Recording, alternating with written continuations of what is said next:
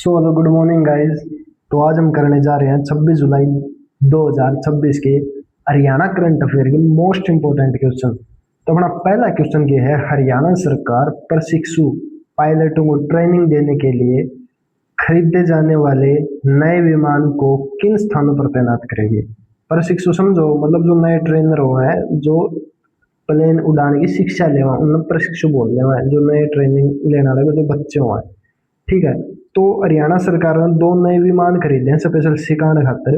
तो इनकी तैनाती हवा कित करी जाओगी, तो इसका सही आंसर हो जाएगा पिंजौर और करनाल। ऑप्शन नंबर बी तरह राइट आंसर है। ठीक है, मोस्ट इंपोर्टेंट क्वेश्चन मार्क कर लियो, परीक्षा में आस्क है भाई। ठीक है, इसके बारे में थोड़ी ही डिटेल में जान ले। हाँ, तो हरियाणा सरकार राज्य में पायलट प्रशिक्षण पायलट ट्रेनिंग को बेहतर बनाने के लिए प्रशिक्षण विमान ट्रेनिंग एयरक्राफ्ट खरीद रही है भाई। खरीद के रही है, खरीद लिया। ठीक है, इन विमानों को पिंजौर और करनाल के हवाई अड्डों यानी हवाई पट्टी पर तैनात किया जाएगा। ठीक है, इस योजना का उद्देश्य क्या है, उद्देश्य भी जान लेवा, क्यों ये प्लेन लिए हैं, क्या कारण है। तो युवाओं को पायलट बनाने का प्रशिक्षण देना है, हरियाणा में ही उपलब्ध हो। पंजाब प्रशिक्षण लेने खातर बाहर स्टेट में जाया कर दे, या दिल्ली जाया कर दे, या फिर उत्तराखंड साइड जाया कर दे। तो इनकी तो बाहर जाने की जरूरत नहीं है। आधुनिक विमान से बेहतर और सुरक्षित उड़ान प्रशिक्षण देना भाई। कोई खराब हो विमान ना हो, कोई दिक्कत आ जा, बाई चांस क्रैश हो जा, तो इसलिए नए विमान लिए हैं। ठीक है, राज्य में एविएशन सेक्टर को बढ़ावा देना। ठीक है, युवाओं के लिए रोजगार और करियर के नए अवसर पैदा करना। ठीक है भाई, प्रशिक्षण विमान तैनात होंगे पिंजौर और करनाल में। लाभ क्या होगा इस ताबे में, एविएशन प्रशिक्षण और रोजगार के अवसर बढ़ेंगे।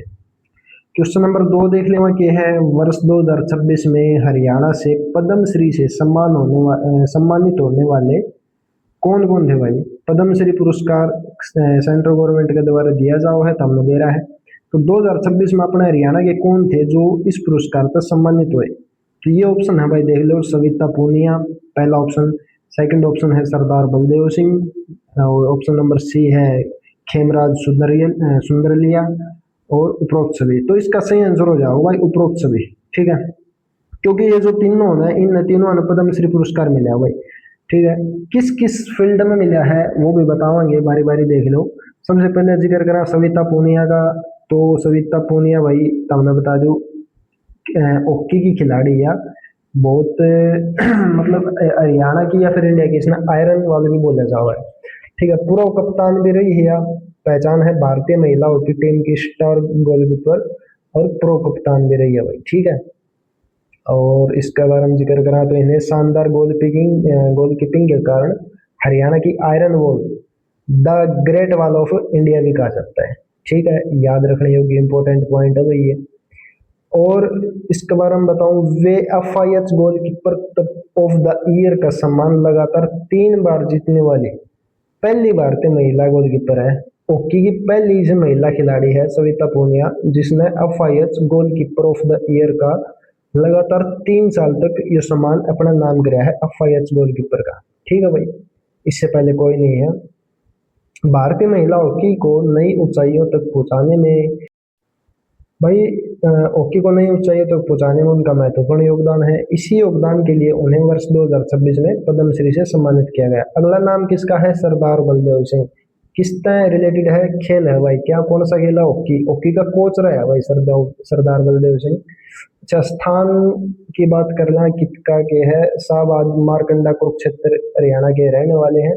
सरदार बलदेव सिंह भारत के प्रसिद्ध हॉकी के कोच है भाई। ठीक है, और उन्होंने हरियाणा के छोटे से शहर शाहबाद मारकंडा को महिला हॉकी नर्सरी बना दिया भाई। शाहबाद की थे, कुरुक्षेत्र में हो भाई शाहबाद। ठीक है, उन्होंने उनके मार्गदर्शन में सविता पूनिया, रानी रामपाल सहित कई अंतर्राष्ट्रीय खिलाड़ी तैयार हुए हैं। रानी रामपाल भी अपने भारत की महिला हॉकी टीम की कप्तान रही है।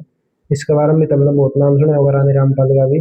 ठीक है, भारतीय हॉकी में उनके लंबे और अमूल्य योगदान के लिए उन्हें 2026 में पद्म श्री से सम्मानित किया गया। किसको, सरदार बलदेव सिंह को। ठीक है, अगला नाम देख लेवा किसका है। अगला नाम है खेमराज सुंदरियाल। क्षेत्र कौन सा है? कला, हैंडलूम एवं बुनाई।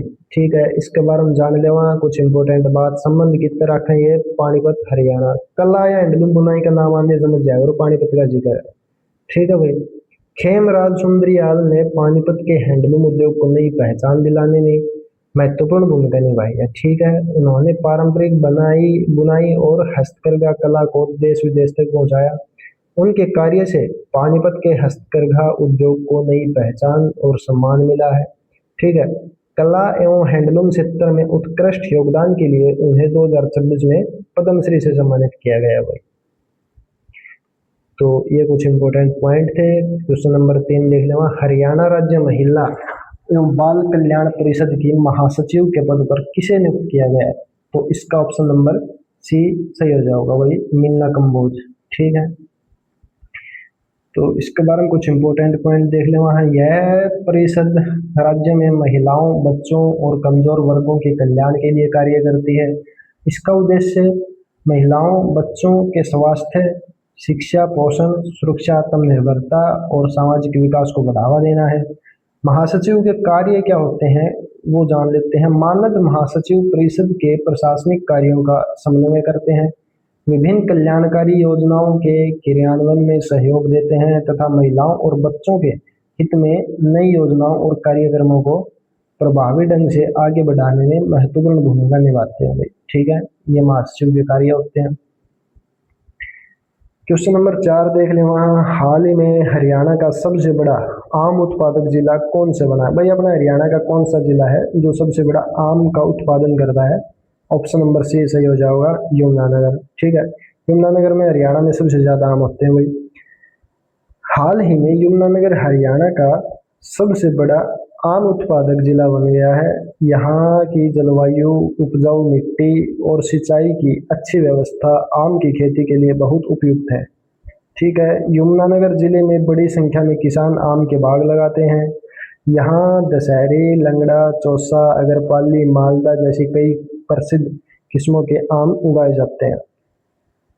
तो ये था भाई। और इसके बारे में आम का, अगर ये तो था अपना हरियाणा का जिक्र, जिसका हरियाणा में सबसे ज्यादा हो यमुनानगर में। अगर जिक्र करें भारत का, तो भारत में सबसे ज्यादा की तो आम का उत्पादन तो वो हो उत्तर प्रदेश में भाई। कई बार एग्जाम में पूछा जावा है कि भारत में सबसे ज्यादा आम का उत्पादन की तो वो हो उत्तर प्रदेश में। ठीक है, जो देश के कुल आम उत्पादन का लगभग 25 से 26% हिस्सा अकेला उत्तर प्रदेश में उत्पादन होता है आम का। ठीक है, क्वेश्चन नंबर 5 देख लें। वहाँ वर्ष 2021 के लिए दादा लक्ष्मीचंद सम्मान से किसे सम्मानित किया गया है? तो इसका सही आंसर हो जाएगा option number B, V M Bechain. V M Bechain कौन है, इसके बारे में थोड़ी जानकारी ले लें वहाँ। वी एम बेचैन है भाई, भिवानी के रहने वाले हैं। ठीक है, वर्ष 2021 के लिए दादा पंडित लक्ष्मीचंद पुरस्कार से इन्हें सम्मानित किया गया है। वर्ष 2021 का सम्मान 2026 में दिया गया वही जारी हो गया है। ठीक है, तो यह सम्मान हरियाणवी भाषा और साहित्य में उनके उल्लेखनीय योगदान के लिए प्रदान किया जाता है। अच्छा, दादा लक्ष्मीचंद सम्मान हरियाणा साहित्य एवं संस्कृति अकादमी का एक प्रतिष्ठित साहित्यिक सम्मान है। यह सम्मान उन साहित्यकारों को दिया जाता है जिन्होंने हरियाणवी भाषा, साहित्य, हरियाणा की लोक सांस्कृतिक संरक्षण और विकास में महत्वपूर्ण योगदान दिया हो। ठीक है, हरियाणा में सूर्य कवि पंडित दादा लक्ष्मीचंद की जयंती प्रतिवर्ष 15 जुलाई को मनाई जाती है। यह क्वेश्चन मोस्ट इंपोर्टेंट मार्क कर लेना भाई। 15 जुलाई को दादा लक्ष्मीचंद की प्रतिवर्ष इनके जयंती मनाई जाती है। ठीक है, इंपॉर्टेंट क्वेश्चन है भाई।